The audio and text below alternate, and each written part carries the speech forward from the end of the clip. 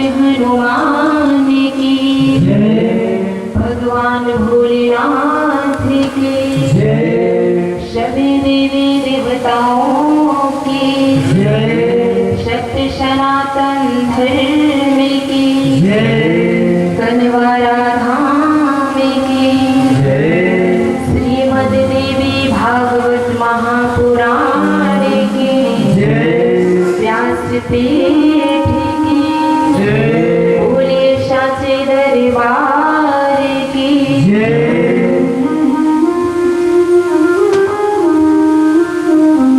आज विश्वकर्मारा धाम के पावन भूमि पर विराजमान माता भगवती माँ काली एवं मंच पर विराजमान परम पूज्य श्री गुरुदेव जी भगवान के श्री चरणों में कोटि कोटि नमन करती हूँ, वंदन करती हूँ, प्रणाम करती हूँ। और यहाँ पर आए हुए सभी धर्म प्रेमी भाई बहनों को भी नमन वंदन करती हूँ, सभी को प्रणाम करती हूँ और सभी से सादर जय भवानी की करती हूँ। मेरे भाई बहन, आज यह कथा का तृतीय दिवस है, तो आइए हम सभी कथा में प्रवेश करने से पहले अपने तन मन को पवित्र करते हुए माता भगवती और गुरुदेव जी की शरण को ग्रहण करें। एक छोटे से संकीर्तन के माध्यम से अपना प्रणाम उनके श्री चरणों तक पहुंचाने का प्रयास करें। बोलिए माता भगवती माँ काली की, सद्गुरुदेव महाराज की। माँ शरणम माँ शरणम माँ शरणम माँ शरणम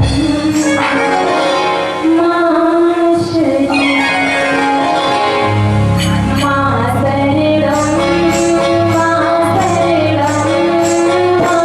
शरणम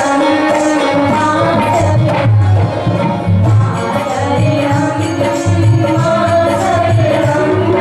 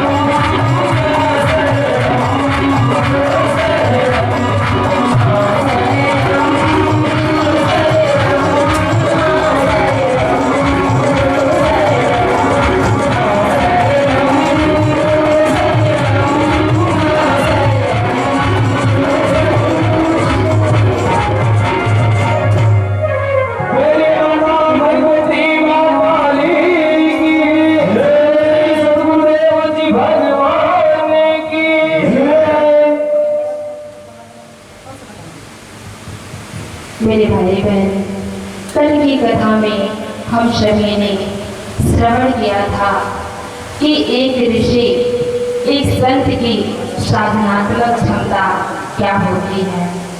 और आज की कथा में हम सभी श्रवण करेंगे कि भगवान श्री हरि विष्णु जी का सिर धड़ से अलग कैसे हो जाता है। तो जिस समय श्री सूत जी 88,000 ऋषियों को माँ भगवती जगदम्बा की कथा श्रवण करा रहे थे, तो उस समय कथा श्रवण कराते समय श्री सूत जी कहते हैं कि हे ऋषियों, माता लक्ष्मी के श्राप से भगवान श्री हरि विष्णु जी का सिर ही धड़ से अलग हो जाता है। तो सभी ऋषिगण सुन करके चकित रह जाते हैं और कहते हैं कि हे गुरुदेव, ये भगवान की कैसी लीला है कि उनका सिर ही धड़ से अलग हो जाता है। गुरुदेव, आप हमें विस्तार से बताने की कृपा करें। तब श्री सूत जी कहते हैं कि हे ऋषियों, श्रवणन्तु मुनयः सर्व सावधानाश्च मंत्रतः चरितं देव देवस्य विष्णु परम तेजसः। हे ऋषियों, आप सभी एकाग्रचित्त होकर के परम तेजस्वी भगवान श्री हरि विष्णु जी के चरित्र को श्रवण कीजिए। एक समय की बात है कि भगवान श्री हरि विष्णु जी 10,000 वर्षों तक युद्ध करते हैं और युद्ध करते करते उन्हें थकान लग जाती है, वे थक जाते हैं। तब अपनी थकान को मिटाने के लिए वो अपने धनुष को समतल जमीन पर रख करके उसके अग्रभाग को उसी जमीन पर रख देते हैं और उसी पे टिक करके वो आराम करने लगते हैं। तो आराम करते करते उन्हें नींद आने लगती है और वो सो जाते हैं, क्योंकि इतने दिनों से थके हुए थे तो उन्हें नींद आ गई और वो वहीं पर शयन करने लगते हैं। अब इधर कुछ समय बाद सभी देवता मिलकर के यज्ञ की तैयारी बनाते हैं कि चलो हम सभी यज्ञ करते हैं। यज्ञ की तैयारियां हो जाती हैं तो जाते हैं वैकुंठ भगवान श्री हरि विष्णु जी का दर्शन करने के लिए। तो वहां पर जाते हैं तो देखते हैं कि विष्णु जी वहां पर रहते ही नहीं हैं। तो सभी देवता विचार करते हैं कि विष्णु जी आखिर गए कहाँ होंगे।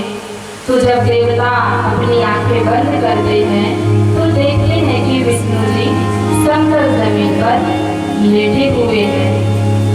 तो सभी देवता वहां पर पहुंच जाते हैं जहां पर विष्णु जी शयन कर रहे थे। अब उन्हें शयन करते हुए सोते हुए देख करके सभी देवता चकित हो गए कि अब भगवान श्री हरि विष्णु जी को कैसे जगाया जाए। तो यज्ञ भी करना परम आवश्यक है, बिना उनके यज्ञ हो ही नहीं सकता। तो इंद्र ही भगवान शंकर से कहते हैं कि हे प्रभु, अब आप ही भगवान श्री हरि विष्णु जी को जगाने की कृपा करें। ऐसा सुन करके भगवान शंकर कहते हैं कि हे इंद्र, किसी के नींद में बांधा डालना बहुत बड़ा पाप होता है, इसलिए मैं भगवान श्री हरि विष्णु जी को नींद से नहीं जगा सकता। ऐसा कहते हैं। तब जगत पिता ब्रह्मा जी वही कुछ उपाय करते हैं। वो विचार करते हैं कि विष्णु जी को जगाने के लिए क्यों ना दीमक उत्पन्न किया जाए, क्योंकि दीमक जब धनुष के अग्रभाग को खा लेगी तो धनुष नीचे हो जाएगी और विष्णु जी की निद्रा खुल जाएगी। ऐसा विचार करके अब जगत पिता दीमक उत्पन्न करते हैं और दीमकों को आदेश देते हैं कि जाओ, जो धनुष जमीन पर रखा हुआ है उसके अग्रभाग को तुम लोग खा जाओ। अब सभी दीमक ब्रह्मा जी के आदेश को पाकर के जाती है और उस धनुष के अग्रभाग को खा जाती है। तो जैसे ही धनुष के अग्रभाग को खाती है तो वो धनुष नीचे गिर जाता है और उसकी जो रस्सी लगी थी, उसमें जो डोरी लगी थी, वो खुल जाती है। तो मेरे भाई बहन, वह दीमक आज भी ब्रह्मदेव के आदेश का पालन कर रही है। कोई वस्तु, कोई सामान कहीं पर पड़ा रहता है तो वो दीमक उसे खा करके खोखला कर देती है। वही दीमक आज भी ब्रह्मा जी के आदेश का पालन कर रही है। तो जैसे ही वह डोरी खुलती है तो बहुत तेजी से घनघोर हवाएं चलने लगती हैं, बिजली कड़कने लगती है और बादल गरजने लगते हैं। तो सभी जो देवता थे वो सभी डर करके बिजली की चमक को देखकर अपनी आंखें बंद कर लेते हैं। और जब आंखें बंद करते हैं, थोड़ी देर के बाद आंखें खुलती हैं देवताओं की, तो देखते हैं कि विष्णु जी का सिर धड़ से अलग हो गया था। और सभी देवता ऐसा देख करके बहुत चिंतित और बहुत दुखी हो जाते हैं। यहाँ तक कि सभी देवता जो थे वो रोने लगते हैं कि यह क्या हो गया। अरे विष्णु जी का सिर धड़ से अलग कैसे हो गया। सभी देवता जो थे वो अपने आप को ही कोसने लगते हैं कि अगर हम लोगों ने विष्णु जी को निद्रा से जगाने का प्रयास ना किया होता तो शायद आज उनका सिर धड़ से अलग नहीं होता। सभी देवता चिंतित हो गए, दुखी हो गए और रोने लगे, अपने आप को ही कोसने लगे। ऐसा देख करके जो देव गुरु बृहस्पति जी थे वो आते हैं और देवताओं को समझाते हैं कि हे देवताओं, तुम लोग दुखी मत हो, रोइए मत, रोने से क्या होता है।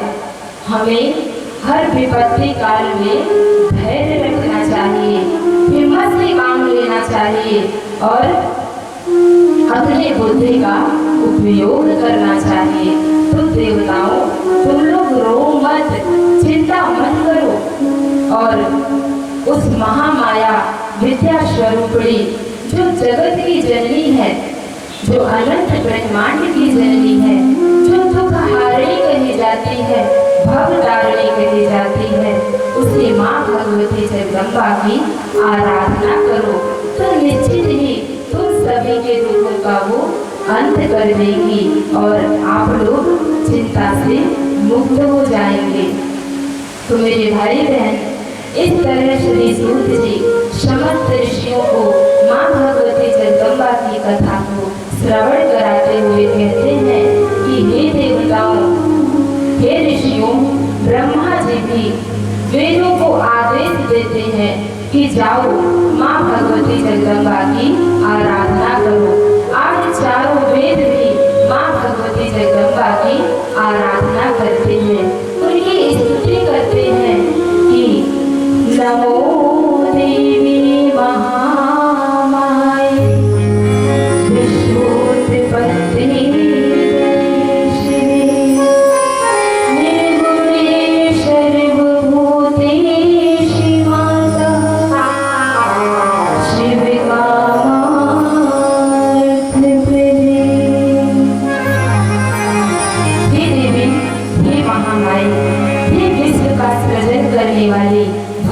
जगदम्बा, हम सभी की रक्षा कीजिए। इस तरह से चारों वेद जाते हैं और माँ भगवती जगदम्बा की आराधना करते हैं और इधर सब देवता भी मिल करके माँ भगवती की आराधना करते हैं कि माँ हम सबकी रक्षा करो, माँ रक्षा करो। विष्णु जी का सिर धड़ से अलग हो गया है माँ, हम लोग के कारण ही आज उनका सिर धड़ से अलग हो गया।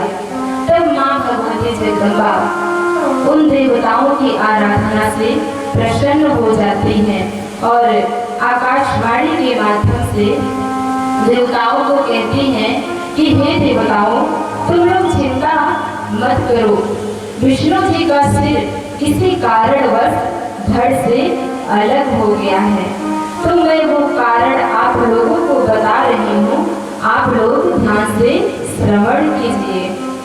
वह कारण है कि एक बार भगवान श्री हरि विष्णु जी माता लक्ष्मी को देख करके हंस पड़ते हैं, उन्हें देख करके हंस देते हैं। तो माता लक्ष्मी जी विचार करती हैं कि ये मुझे देख करके हंस क्यों रहे हैं, तो कहीं ऐसा तो नहीं कि ये किसी सुंदर स्त्री को मेरी शबत बना लिए हो, इसलिए ये मुझे देख करके हंस रहे हैं। तो माता लक्ष्मी इस तरह से विचार करती हैं और विचार करने के बाद उन्हें क्रोध आ जाता है। तो क्रोध में आकर के वो अपने पति को ही श्राप दे देती हैं, यानी विष्णु जी को ही वो श्राप दे देती हैं कि जाओ, जिस मुख से हमें देख करके हंस रहे हैं वो आपका सिर ही कट करके नीचे गिर जाएगा, आपका सिर ही धड़ से अलग हो जाएगा। तो हे देवताओं, इस कारण से विष्णु जी का सिर धड़ से अलग हो गया था, माता लक्ष्मी जी ने उन्हें श्राप दिया था। और दूसरा कारण यह है कि एक हैग्रीव नामक एक दानव था, वह माता भगवती जगदम्बा की आराधना करके, उनकी तपस्या करके वो उनसे अमरता का वरदान मांगता है। तो माँ भगवती उससे कहती हैं कि हे दानवराज, इस संसार में मरने वाले का जन्म निश्चित है और जन्म लेने वाले का मरना निश्चित है, तो इसलिए दानवराज तुम यह वरदान छोड़ करके दूसरा कोई वरदान मांगो। तब वह दानवराज हैग्रीव कहता है कि माँ, यदि आप मुझे वरदान देना चाहती हैं तो मुझे ऐसा वरदान दीजिए कि मुझ जैसा ही किसी हैग्रीव के हाथों से मेरी मृत्यु हो, क्योंकि उसके समान तो कोई दूसरा था ही नहीं। हैग्रीव का मतलब कि पूरा शरीर मनुष्य का और सिर घोड़े का, तो उसकी जैसा कोई था ही नहीं, तो उसका वध कहाँ से होता। तो माँ भगवती से वो ऐसा वरदान मांगता है और माँ भगवती उसे वरदान दे करके अंतर्ध्यान हो जाती है। तब वह जो हैग्रीव था वह वापस अपने राज्य में आकर के अपनी सेनाओं के साथ जाता है और देवताओं पर अनाचार अत्याचार करने लगता है, देवताओं को प्रताड़ित करने लगा, उन्हें परेशान करने लगा। तो सभी देवता उससे दुखी होकर के उस हैग्रीव दानव से परेशान हो जाते हैं और माँ भगवती जगदम्बा के शरण में जाते हैं, उन्हीं को पुकारते हैं, उन्हीं से अपनी रक्षा की गुहार लगाते हैं। तब माँ भगवती कहती है कि हे देवताओं, तुम लोग चिंता मत करो, अब उस दानवराज हैग्रीव का वध करने का समय आ गया है, तो तुम लोग जाओ, किसी घोड़े का मस्तक काट करके लाओ और विष्णु जी के शरीर पर रख करके उसे जोड़ दो। तो भगवान विष्णु हैग्रीव का रूप धारण करके उस दानवराज हैग्रीव का वध कर देंगे। तो मेरे भाई बहन जाते हैं देवता और घोड़े का मस्तक काट करके लाते हैं और भगवान श्री हरि विष्णु जी के शरीर पर रख करके उसे जोड़ देते हैं और भगवान श्री हरि विष्णु जी हैग्रीव का रूप धारण करके उस दानवराज हैग्रीव का वध कर देते हैं। बोलिए हैग्रीव भगवान की जय। उसका वध हो जाता है तो सभी देवता अत्यंत प्रसन्न हो जाते हैं और माँ भगवती जगदम्बा की जय जयकार करने लगते हैं, उनका जय घोष करने लगते हैं। तो इस तरह से दो कारण थे भगवान श्री हरि विष्णु जी का सिर धड़ से अलग होने का। पहला कारण माता लक्ष्मी जी ने श्राप दिया था और दूसरा कारण था कि हयग्रीव दानव का वध करना था। तो सभी देवता प्रसन्न होकर माँ भगवती की जय जयकार करते हैं। तो मेरे भाई बहन आइए हम सभी भी सभी दोनों हाथों को ऊपर उठाते हुए मैया रानी का जय घोष करें बड़े भाव के साथ।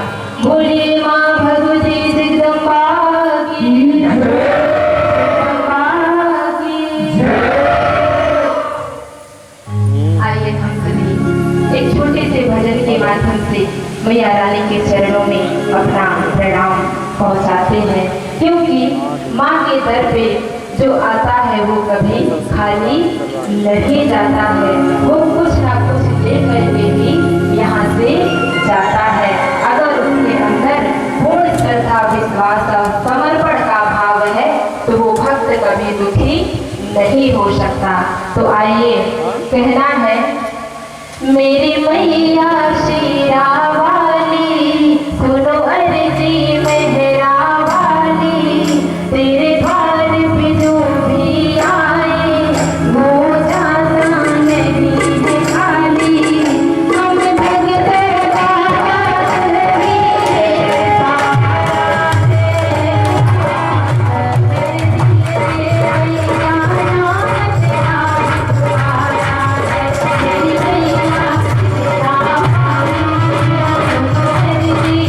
Yeah.